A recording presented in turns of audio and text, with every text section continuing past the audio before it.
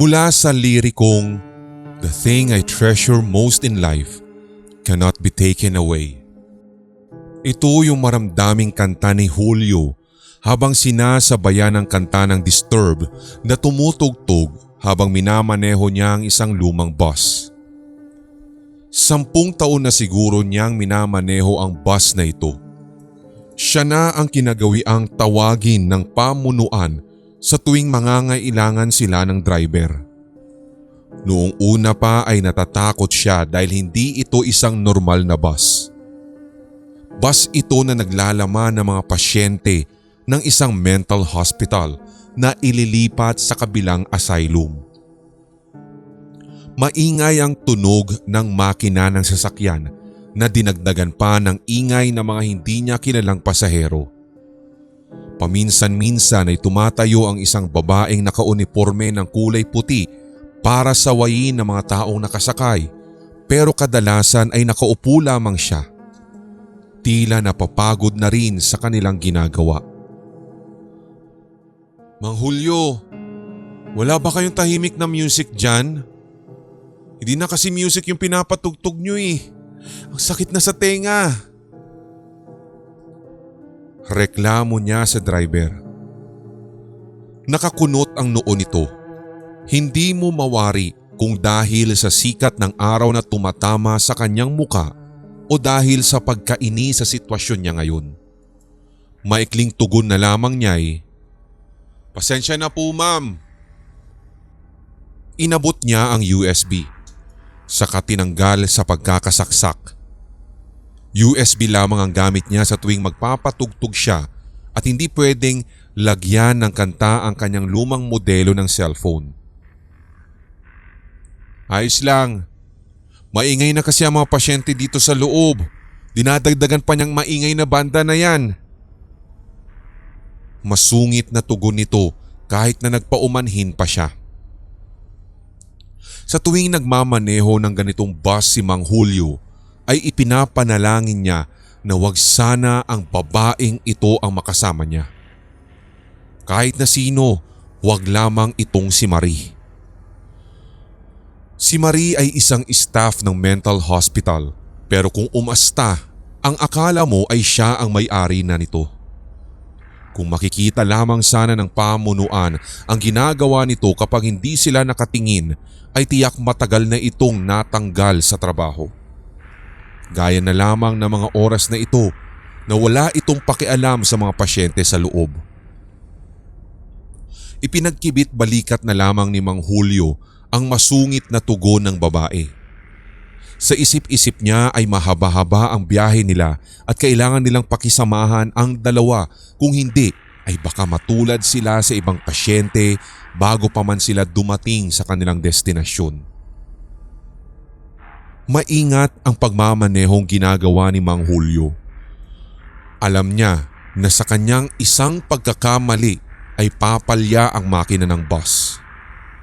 Ayaw niya pa namang masiraan, lalo na sa isang daan nila na tinatawag na bitukang manok. Marami na rin kasi ang naaaksidente sa lugar na iyon. Bukod sa napakakitid ng daan, ay kailangan mo pang mag-ingat sa mga sasakyang makakasalubong mo. Isa pa, bangin ang nasa kabilang gilid ng daanan na iyon. Kahit na sino ay hindi gugustuhin na tumirik ang sasakyan nila sa daan na iyon, lalo pa sila na may mga lamang pasyente ang bus. Matiwasay naman na nalagpasan nila ang daanang iyon. Mabagal nga lang pero mas maganda na iyon kesa naman ay mapahamak pa sila. Ngunit dahil sa usad pagong nga ang ginawa ng sasakyan nila, ay inabot na sila ng gabi. Mabato at lubak-lubak ang sumunod nilang dinaanan. Madilim at walang mga poste ng ilaw na nakatayo sa gilid ng mga daanan. Mangilan-ngilan ang bahay na nadadaanan nila, lalo na noong nakalagpas sila sa ilog. Mababaw ang ilog na iyon na kailangan mong daanan kung nais mong lumipat ng bayan. Eksaktong paglagpas nila ng ilog ay narinig ni Mang Julio ang malakas na pagsabog. Sigurado siyang sumabog ang interior ng gulong. Bago pa man niya tinanggap ang trabahong ito, napapansin na niya na manipis na ang gulong at alam niyang hindi na ito tatagal. Pinagsapalaran na lamang niya na ibiyahe ito dahil wala naman siyang perang pambili ng pamalit. Magkano nga lang din ba ang second hand na gulong? Umaabot din ng 3,000 kada piraso. Sa gaya niyang husto lang ang kinikita para sa pamilya ay hindi biro ang halagang iyon. Hindi rin naman gaanong kalaki ang ibinabayad ng pamunuan sa kanya sa trabahong ito. Lalong nagkagulo sa loob nang marinig ang malakas na pagsabog na iyon. Ang iba sa pasyente ay nag-away-away na at ang iba naman ay nag-iyakan.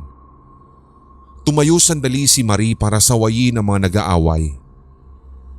Nadidinig pa nga ni Mang Julio na, "Kapag hindi kayo tumigil, pagdating natin sa mental asylum ay kukuryentehin ko talaga kayo isa-isa." Kagulat-gulat na bigla na lamang nagsitahimik ang mga pasyente na parang natakot kay Marie. Siguro ay matagal na niyang minamaltrato ang mga pasyente kaya't ganoon na lamang ang pangamba ng mga ito kay Marie. Matapos niyang sawayin ang mga ito ay kay Mang Julio naman niya ibinaling ang galit. "Ano ba yan, Mang Julio? Papatayin mo ba talaga kami?" Parang sumabog ho kasi yung gulong eh." Kakamot-kamot pa ng ulo habang winiwika iyon ni Mang Julio. Anong inihintay mo? Alangan naman ako ang bababa dito sa bus para kumpirmahin kung may sira nga yung gulong. Pasigaw na sabi nito kay Mang Julio. Agad nang bumaba si Mang Julio para tignan ang gulong at hindi nga siya nagkamali. Siguro ay nadaanan nila ang isang matulis na bato kaya ito nabutas. Bumalik din siya agad sa loob ng bus para sabihin kung ano ang nangyari. Ma'am, wasak po yung gulong eh. Hindi na po tayo makakabiyahe." "Ano? Huwag mo sabihin magpapalipas tayo ng gabi sa lugar na ito." "Mang Julio naman, dapat kasi tinitignan mo muna yung gulong bago tayo umalis. Ang bobo-bobo mo talaga. Ang hina-hina talaga na kokote mo." Matapos sabihin iyon ni Marie ay parang nagdilim ang paningin ni Mang Julio. Siya na nga ang nakaupo lamang at walang pakialam sa mga pasyente. Pero siya pa ang may gana at kanina pa reklamo ng reklamo. Kung tutuusin nga ay hindi naman ito ginagawa ang kanyang trabaho, pero kung umasta ay tila ba mas marunong pa siya sa pagdadrive ni Mang Julio. Sa una pa lamang naman kasi ay maaari naman itong tumanggi sa pamunuan kung ayaw niyang sumama sa paglilipat ng mga pasyente. Pero dahil gusto nitong magpapansin ay tinanggap nito ang trabaho kahit na ang katotohanan ay puro reklamo lamang ang gagawin niya. Inabot niya ang llave de tubo na palaging nasa malapit sa driver's seat at walang ano-ano'y hinampas niya ito sa ulo ni Marie. Sa sobrang lakas nun ay lumabas ang dugo sa tenga ni Marie. Kitang-kita niyang nayupi pa ang kaliwang bahagi ng ulo nito at lumuwa ng bahagya ang mata.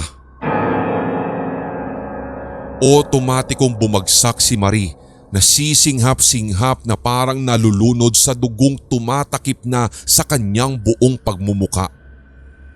Sa hindi maipaliwanag na dahilan, nanatiling tahimik ang mga pasyente at pinagmasdan lamang na unti-unting mawalan ng buhay si Marie. Sa takot naman ni Julio ay agad naman itong tumakbo papalayo sa bus at iniwan ito. Wala na siyang pakialam kung anong mangyayari sa bus na iyon. Tumakbo lamang siya ng tumakbo. Pero huli na para pagsisihan niya ang ginawa niyang pagkitil sa buhay ni Marie. Inabot na siya ng madaling araw sa kakatakbo. Sa wakas ay nakaramdam din siya ng pagod at huminto sa isang maliit na tindahan na nagtitinda ng pandesal at mainit na kape. Mabuti na lamang at laging nasa bulsa niya ang kanyang pera at makakakain siya. Maya-maya, naisip niya na baka maghinala ang pamunuan kung wala siyang madalang pasyente sa mental asylum. Lalo na tuloy siyang nag-alala at baka maya-maya lamang ay hahanapin na ang bus niya at madidiskubre pa na merong patay na tao doon. Sigurado ang kanyang pagkakakulong. Eksaktong kumakain siya na biglang huminto ang isang bagong bus malapit sa kanila. Kamukha ito ng bus niya. Yun nga lang, mas bago naman ito. Bumaba ang driver at lumapit sa tindahan. "Manang, pwede bang maki-CR kahit magbayad na ako? Hindi na kasi ako tatagal eh." Wika nito sa tindera. "Oo naman, pero doon sa bahay ko ang banyo." Sabay turo ng tindera sa bahay niya na nasa gitna ng bukid at pagkatapos ibinili ng tindera sa kakilala niya ang tindahan dahil sumama ito sa driver. Agad nakaisip si Mang Julio na magandang paraan. Iniwan nito ang kinakain at pumasok sa loob ng bus na puno ng pasahero na mukhang mga dayo lamang at walang alam sa lugar. "Manong, matagal pa ba po yung driver?" Tanong ng isang babae sa kanila. "Oo, mukhang matatagalan eh. Kaya pinakiusapan na lamang niya ako na kung maaari, ihatid kayo sa pupuntahan ninyo. Susunod na lamang daw siya doon." Ani Mang Julio. "Kilala mo ba yung driver?" Usisa ng isa sa mga pasahero. "Oho, tiga dito lang po yan sa amin. Baka daw magalit kayo at pinaghihintay pa niya kayo." Nakangiting palusot ni Mang Julio. "Ay, mabuti naman po kung ganun. O siya, diretso na po tayo." Mukha talagang walang alam ang mga ito sa dinadaanan nila. Halata mong galing sa ibang lugar kaya't puro picture lamang sa dinadaanan nilang tanawin ang ginagawa. Diniretso ni Mang Julio ang sasakyan sa may mental asylum at nagpaalam sandali sa mga pasahero na hindi rin siya magtatagal. Pumasok siya sa loob ng building at binati ang pamunuan ng hospital. Masaya naman siyang sinalubong ng doktor na nagsisimula ng mag-alala sa kanila. "Pasensya na po, Dok. Hindi kami agad nakaalis sa lugar namin eh. Kaya heto't inabot po kami ng umaga." Wika ni Mang Julio. "Okay lang. By the way, nandiyan ba yung mga pasyente?" Tanong nito. "Naku, nandyan na ho. Pero, Dok, sinabihan ho ako na medyo bayolente yung mga pasyenteng iyan kaya mag-ingat po kayo ha." "Ah, sige. Mabuti at sinabi mo yan." Tinawag ng doktor ang mga tauhan ng kanyang hospital.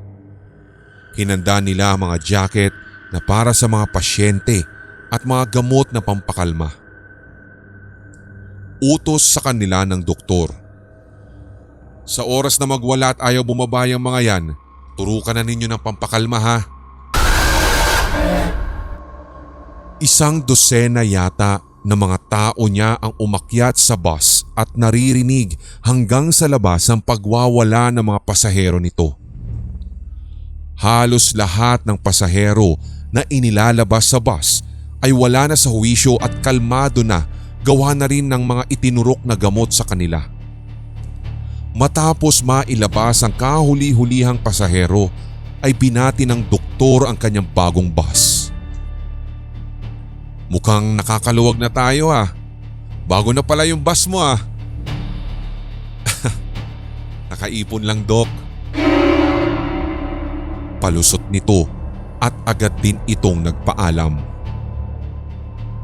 Lumipas pa ang mahigit 3 buwan bago nila nalaman ang balita tungkol sa mga nawawalang ekskursyonista. Nakakalungkot na sa mga oras na iyon, karamihan sa mga napagkamalang pasyente ay baliw na. Ang lumang bus ni Mang Julio ay natagpuan sa may liblib na lugar at wala ng laman. Kung nasaan man ang mga pasyente, hanggang ngayon ay walang nakakaalam. Nawala din ng misteryoso si Marie at tanging tuyong dugo na lamang sa may loob ng bus ang nababanaag. Si Julio naman ay hindi na nakita magmula noon.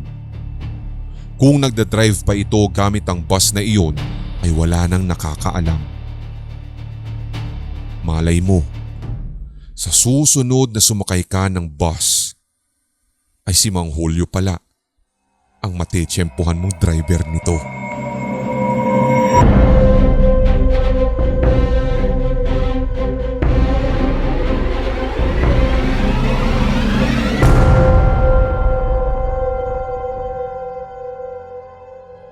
Hindi lahat ng nangyayari sa paligid mo ay ibinabalita sa telebisyon, radyo o dyaryo.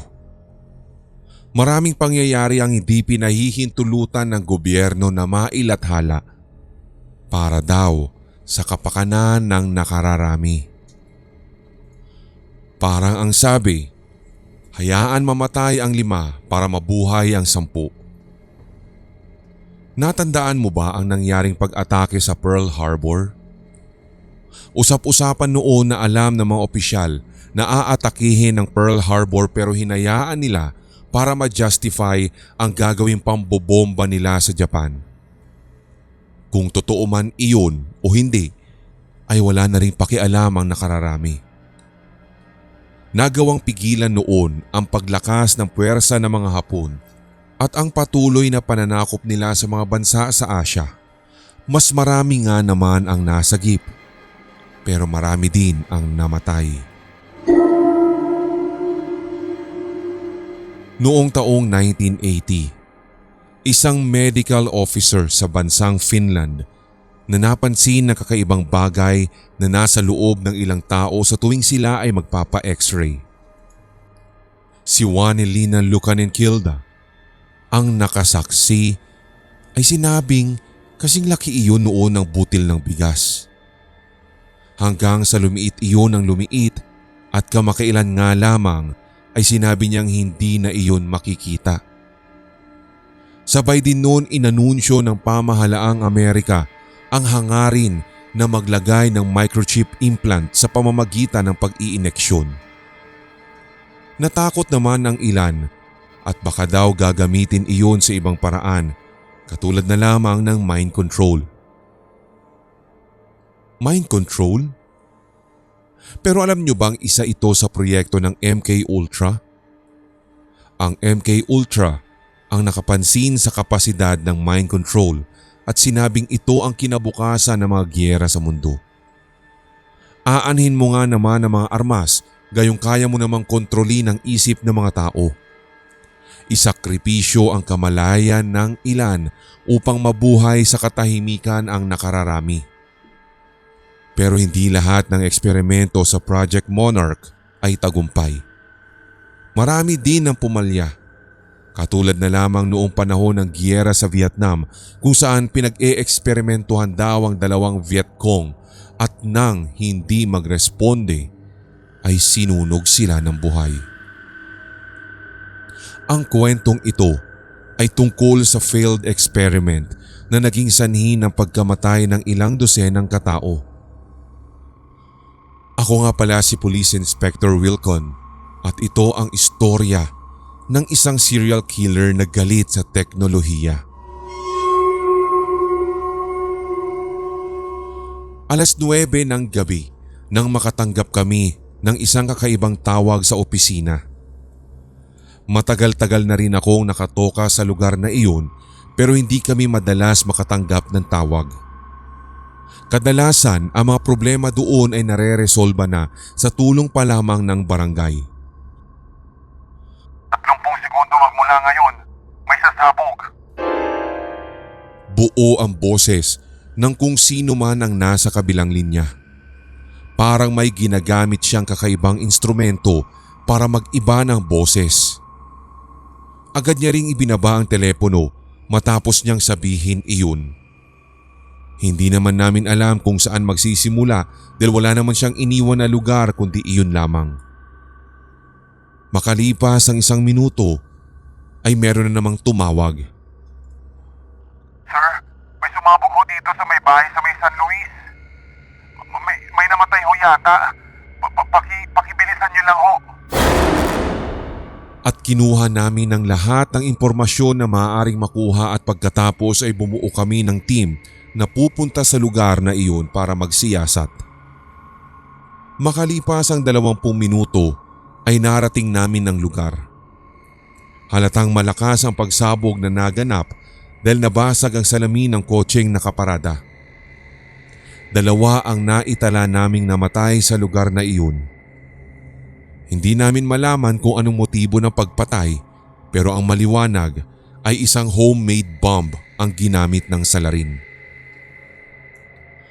2 araw ang lumipas at muling nagkaroon ng kaparehas na kaganapan.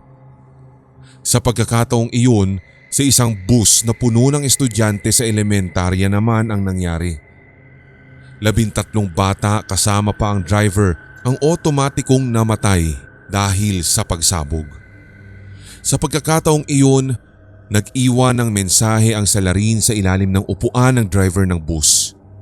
At ang eksaktong nakasulat sa papel ay, ang mga tao ay nagiging komportable na sa teknolohiya ngayon. Nakakalimutan na nila ang mga importanteng bagay. Hindi nyo alam pero kinokondisyon ng mga utak nyo ng mga bagay na nakikita nyo sa telebisyon, sa internet at lalong-lalo na sa social media. Ang mga bagay na iyan ay parang droga na inimbento para tanggalin ang emosyon at kritikal na pag-iisip sa utak nyo. Kaya kailangan yung turuan ng leksyon. 2 beses pang naulit ang pambobombang iyon na kinamatay ng ilang tao. Hanggang may nag-report na isang concerned citizen sa amin tungkol sa kapitbahay nilang nawawala. Sinabi niyang may 2 buwan na raw na nawawala ang kapitbahay niyang iyon. Inampun ng araw nila ang aso nito sapagkat hindi na napapakain. Nag-aalala siya na baka kung ano nang nangyari sa kapitbahay niyang yun sapagkat mabait daw ito at wala namang kaaway. Sa paghahanap ng mga otoridad ay nadala kami sa isang maliit na kubo na nasa parteng bulubundukin. May nagturo sa amin na nagkakaingin sa lugar na may nakita raw silang lalaki doon sa mismong kubo at nakatira. Tinungo namin ang kubo ngunit sarado. Pinwersa namin na buksan ang pintuan. Doon tumambad sa amin ang mga gamit sa paggawa ng pampasabog. Naroon din ang mapa ng lugar kung saan naganap ang pagsabog. Ang mga bagay na naroon sa maliit na espasyong iyon ay sapat na patunay na siya ang gumawa ng serye ng pagsabog. Pero sa ano namang kayang dahilan? Kung pagbabasehan ang sinabi ng kapitbahay na nag-report sa kanyang pagkawala, mabait daw ito at wala namang kaaway. Anong maaaring mangyari sa loob ng 2 buwan para iwanan niya ang kanyang bahay at magsilbing salarin sa serya ng pagsabog na ikinamatay ng marami? Binalik namin sa pagkakakandado ang pinto. Pinatago na rin ang patrol ng pulis. Halos magdamag kaming naghintay bago bumalik ang salarin at sa puntong iyon ay agad siyang nahuli. Umamin naman siya sa krimen na ginawa niya at pinasabog ko silang lahat para magising kayo. Ikaw.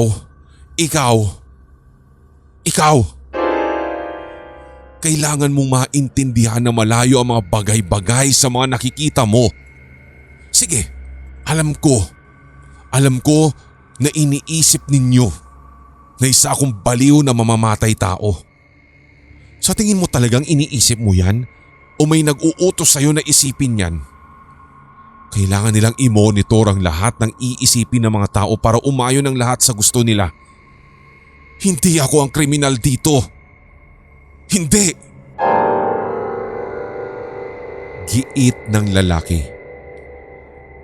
Sa totoo lamang ay hindi na siya nakarating sa korte. Natagpuan na lamang siyang patay sa loob ng kanyang selda at nakabitin sa kisame. Wala namang kaming nakitang ebidensya ng foul play o ano paman. Mukhang isa nga iyong kaso ng suicide. Kasama sa natagpuan sa kubo ay kanyang journal. May mga ilang bagay doon na nakakuha ng aking atensyon. Una, nakasulat doon na ang libreng bakunang laban sa tikdas na nanggagaling sa ibang bansa ay may nakalagay na microchip.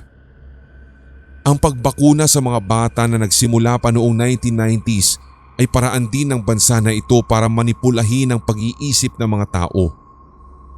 Kung hawak daw kasi nila ang kaisipan ng mga tao ay mas madaling resolbahin ang mga bagay-bagay. May note pa nga siya sa huli ng journal niya na parang habilin sa kung sakali na siya ay mahuli ng pulisya. Nakalagay doon, "Sa oras na ako ay mahuli ay ituturing akong kriminal." Tama nga naman. Kaisa-isang kumakalaban sa sistema na kinasanayan na. Alam ko rin na papatayin ako sa oras na ako ay mahuli. Kaya sisiguraduhin nila na walang makakaalam at wala ring makikialam. Ang daling utusan ng isang pulis na pumasok sa selda ko at palabasing suicide ang pagkamatay. Pero kailangan nilang malaman na ang lahat ng ito ay kasinungalingan. Kaya ikaw na nagbabasa nito. Alam kong wala kang pakialam dahil kinondisyon na kasi nila ang isipan mo na huwag itong pakialaman at isiping nasisiraan na lamang ako ng ulo. Kinokontrol nila ang isipan. Ang lahat ng isipan nyo. Kaya gumising ka! Sinunog ko ang diary na iyon matapos. Sarado na rin naman ang kaso at wala nang may pakialam. Kung pakikialamanan pa natin ang bagay na iyon ay magugulo lamang ang sistema. Sa kasalukuyan ay nabubuhay tayo sa panahong tahimik at tanging issue sa social media lamang ang pinakikialaman. Tama na ngang mamatay ang isa para sa ikabubuti ng nakararami.